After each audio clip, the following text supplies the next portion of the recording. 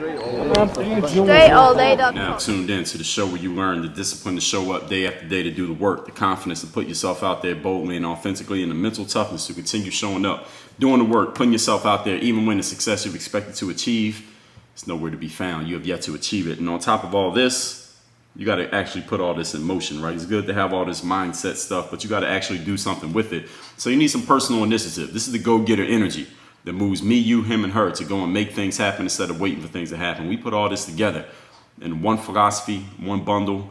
I wrote a book about it. One mindset, one method, one show, this masterclass right here that is called Work on Your Game. My name is Dre Baldwin, also known as Dre All Day, and welcome to the show. Today's topic, I'm gonna help you do what I told you yesterday, eliminating the noise in your life by helping you do something that you should have done a long time ago, but maybe nobody told you. I know I had mentioned it, but I wanted to give a whole class to this subject. Stop watching the news. Yes, you heard me correctly. Stop watching the news. Don't turn the news on. CNN, ABC, NBC, MSNBC, whatever other Fox, whatever channels you usually watch. Stop watching the news. You don't need to watch the news. Now, with the global pandemic of the COVID-19 or coronavirus that started to take place in early 2020, many people became super consumers of the news because it was purportedly, at least the way that we thought, the news was keeping us updated on what we needed to know, what was happening next, and what we needed to look out for, maybe even what we needed to do. But I'm going to make the argument here today in this class that on the contrary, that is not what the news does anymore. All right, that's what the news used to do. The news used to keep us updated. The news used to tell us what was going on. The news used to tell us exactly what happened, what we needed to know about it, and possibly, if necessary, what we needed to do about it. The news does not do that anymore. Times have changed.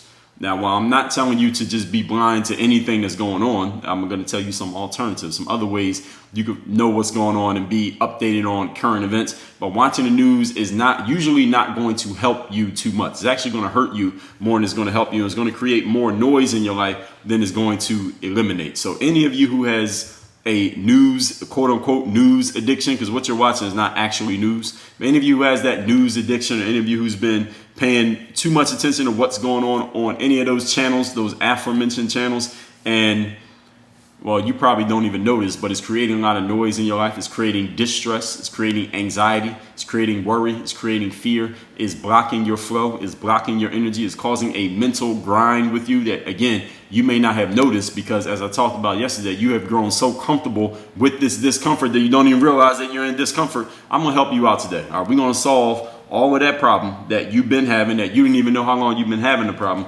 I'm letting you know you've had a problem, and I'm going to help you fix it all in the same class. Why? Because that's what this show does. Let's get into the points here. Again, the topic today is stop watching the news. And I'm putting the news in quotation marks. It's not actually news. Point number one, the news. And when I say the news, I'm using air quotes. Quote, the news, close quote. I actually put it in the title as well.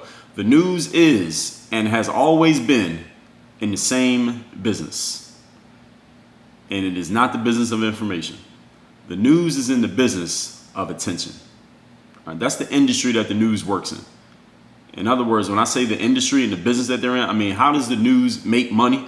The news does not make money based on the quality of their information or even the quantity of the information that they or it shares with you.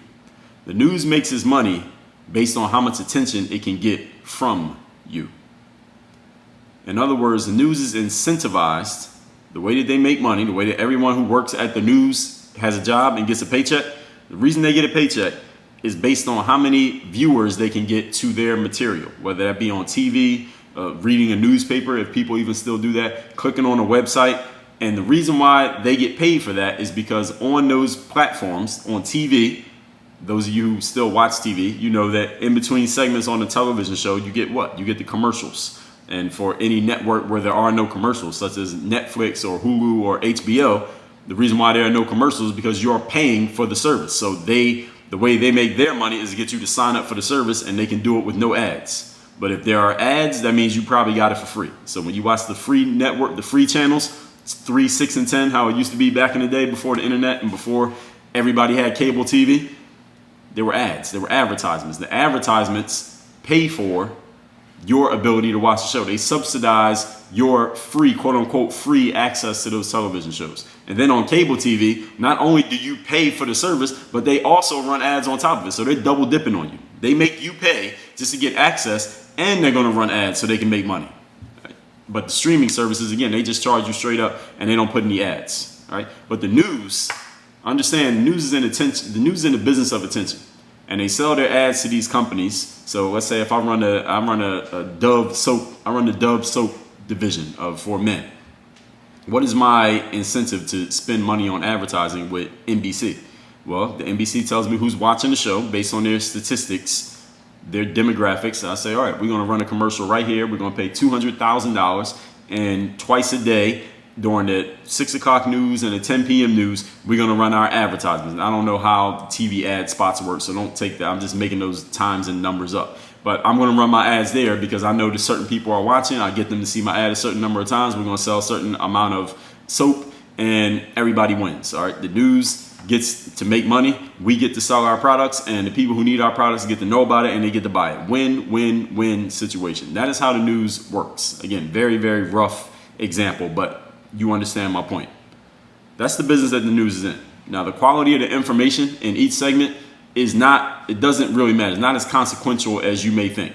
It's really very inconsequential. How much news they give you, inconsequential.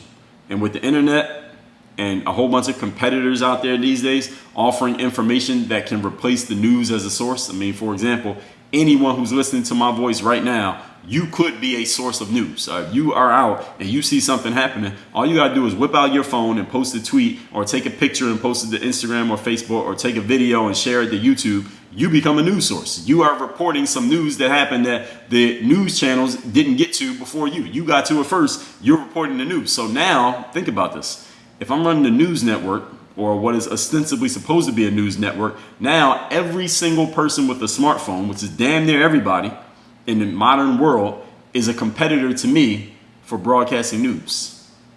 Everybody with a smartphone can break news before I can break it. It used to be back in the day, if you saw news happening, you had to call the news and let them know it was happening, and we had the cameras. We had the ability to broadcast it to the world. Nowadays, everybody has a camera. Everybody has the ability to broadcast it to the world. So the news has a billion new competitors, or however many smartphones are out there in circulation. That's how many competitors a news network has these days. So what do they do about it?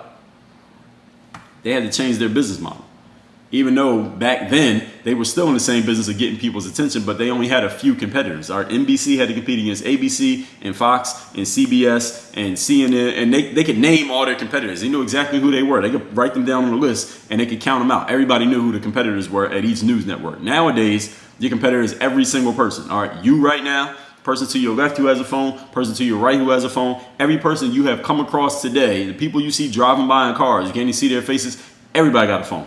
They're all competitors to news networks. So now, what is the news network competing on?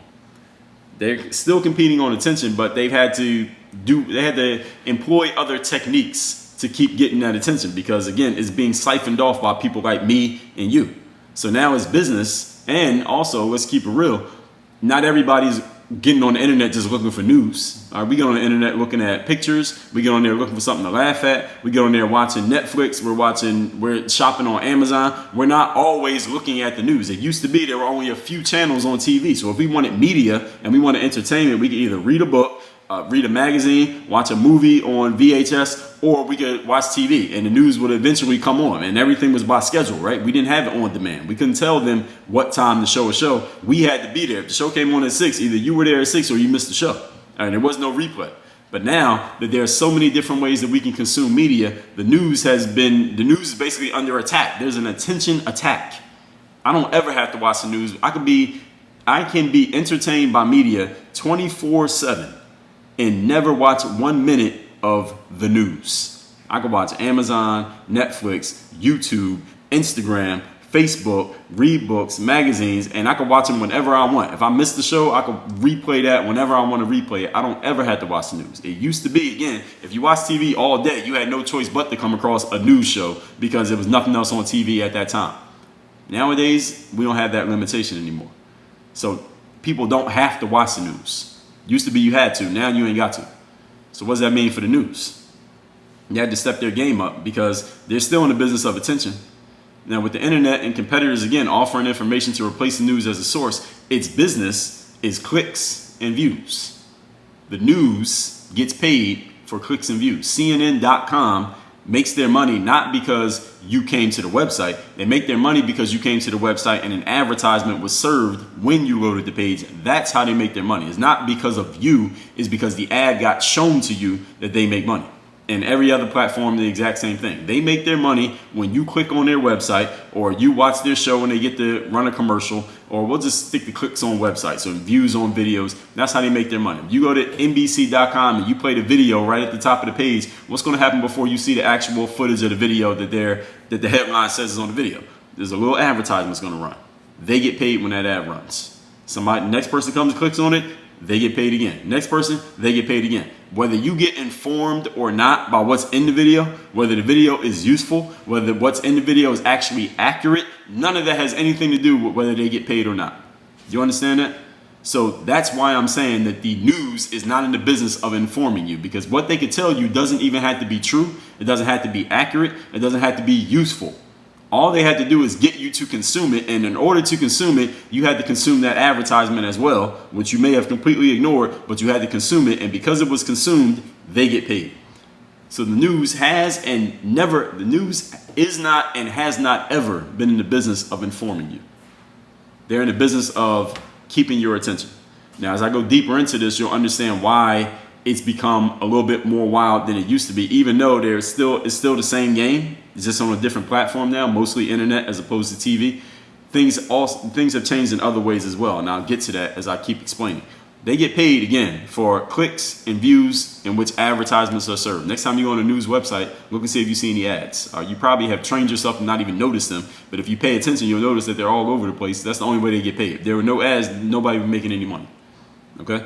Now the news networks, whether that be newspapers or TV stations, they have to fight for market share against everything. And when I say market share, that means eyeballs. That means you paying attention. They have to fight to get you to pay attention, and they have to keep your attention. How do they keep your attention?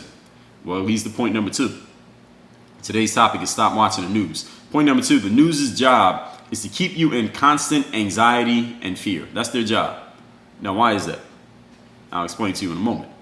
Now, I'm not dramatizing at all when I say this, because in the news media, if you never heard anybody say this, in news media, the saying is, if it bleeds, it leads. What that means is, back in the day, again, when there was news on TV, they would open the show by telling you like the most tragic, crazy thing to happen that day, because that's the thing that would keep your attention and make sure you watch the whole episode of the show, the whole news broadcast. Or if a newspaper, you know, when you again, those of you who are old enough to remember, you would walk past the newsstand and you would see all that day's newspapers laid out, and you had to decide which newspaper to buy if you were a newspaper buyer, or if you were just looking at it just to see what's going on in the world. What's going to be on the front page of the headline of the newspaper? It's going to be the most tragic, crazy thing that possibly happened that day, or at least what they want you to think happened that day. Why? Because it's going to get your attention. It's going to get you to watch the show. It's going to get you to read the newspaper or buy that newspaper, and that's how they make their money. They make their money through the ads in the paper, but they also make their money by selling you some papers. And how do they keep running ads? By showing the advertisers, look how many people bought our newspaper. The only way to get you to buy the newspaper is by doing what I'm saying here in point number 2, keep you in constant anxiety and fear. Now understand what I'm saying here. Whatever makes people worried and scared is what the news tells you about. Again, go watch the news on TV, and when they first come on, the beginning of the show, they're always going to lead with the most worrisome and fear-inducing thing that they could possibly give you, because that's going to keep you glued to the screen watching the show or reading the article or getting you to click on it even in the first place, or getting you to watch the video even in the first place. Whatever makes people worried and scared is what the news leads with. They always lead with that. But now the question is why? Why would they lead you with worrisome, fearful things? I mean, why not just tell you about something positive, something good that's going on, something exciting? Why does it have to be something worrisome and fearful? Here's why. Because when you're happy, think about this. When you're happy and you're content and things are going pretty smooth and well for you in your life, or at least you think they are, what do? You relax. You do things that you enjoy. You go play with the dog. You go take a walk in the park. You go get some bread and you feed the birds. That's what you do when you're happy and everything is going good. But think about and happy people, you know what they do? They take their time. They don't rush through things. They don't feel like they had to be urgent about anything. And generally speaking, all right, I'm not saying everybody. I'm not saying all the time. But generally speaking, they don't feel like they had to be super urgent about things. They can take their time. You can relax. You can smell the roses. You can breathe in the air of life. But what do you do when you're afraid? What do you do when you're worried? What do you do when you're anxious? You know what you do? You stay glued to whoever is the source of the information that has made you worried or anxious or fearful. You stay glued to that source of information to find out what else is going on. All right, what's going to happen next? And you're much more quickly driven to action when you're in a state of fear or anxiety or stress, simply because that's the way we're wired as humans. Again, fear exists to keep us alive from back in the caveman days, as they said. But that fear still exists within us. We just have to find other ways to displace that energy. And the news has supplied the source. They became the source of that. So all they do is trigger your fear, trigger your anxiety, trigger your stress, the distress, not the good stress, the eustress, but the distress, the bad stress. And they just keep you glued because they become the source of your fear. And because we can't ignore fear, human beings cannot ignore fear. We are wired to pay attention when we have any reason to believe we may be in danger. We are wired to pay close attention to the source of that information. The news has become the source of that information, and that's how they keep you paying attention, and that's how they keep themselves paid, because the more you pay attention, the more ads you get served, and the more they get paid. That is their business model. If you didn't know, now you know. Notice I haven't said a damn thing about information this whole class so far.